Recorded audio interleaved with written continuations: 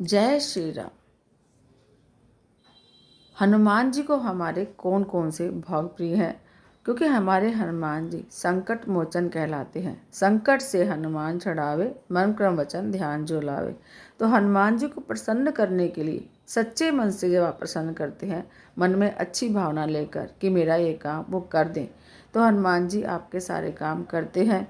और हनुमान जी को भोग लगाने से सारे काम पूरे होते हैं। जब आप सबसे पहले नारियल का भोग चढ़ाते हैं, हनुमान जी रक्षक बनकर आपकी रक्षा करते हैं, आपके घर रक्षक बनकर आते हैं। जब आप हनुमान जी को पान का भोग लगाते हैं, तो क्या है ना, आप अपना काम हनुमान जी को सौंपते हैं और हनुमान जी आपका वो काम पूरा करते हैं।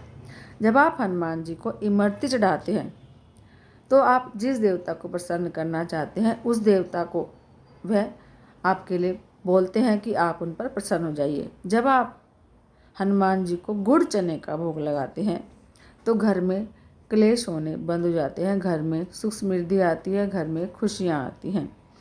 जब आप हनुमान जी को केसर वाले चावल का भोग लगाते हैं, तो कहते हैं कि कुंडली से मंगल दोष खत्म हो जाता है।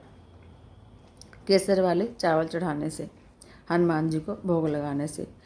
और जब आप हनुमान जी को चूरमा के लड्डू का भोग लगाते हैं, तो बहुत ही अच्छा रहता है। क्योंकि जिन लोगों का मन दुखी रहता है या जिनके बालक भी गुमसुम रहते हैं, उदास रहते हैं, उनके कैरियर में तरक्की नहीं हो पाती, उन लोगों को हनुमान जी को चूरमे के लड्डू का भोग लगाना चाहिए।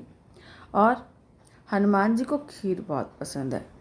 जब आप अच्छे से मेवा में डालकर खीर बनाते हैं, तो हनुमान जी खीर खाकर बहुत प्रसन्न होते हैं। खीर के भोग से बहुत उनको खुशी मिलती है। तो खीर का भोग जब आप हनुमान जी को लगाते हैं, तो घर की दरिद्रता भाग जाती है, गरीबी भाग जाती है और जीवन में खुशियाँ आती हैं। और हनुमान जी को फल का भोग लगाना चाहिए, जैसे केला है, सेब है।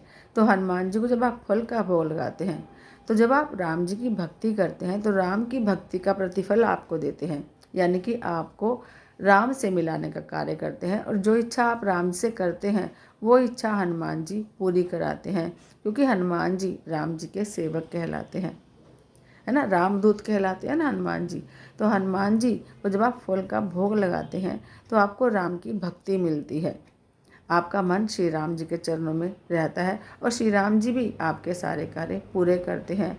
तो आपको हनुमान जी को ये प्रसाद जरूर चढ़ाने चाहिए, लेकिन उसमें भावना अच्छी होनी चाहिए, किसी का बुरा नहीं करना चाहिए। अगर आप किसी का बुरा करेंगे, तो आपको उस चीज़ का फल बिल्कुल भी नहीं मिलेगा। जय श्री राम।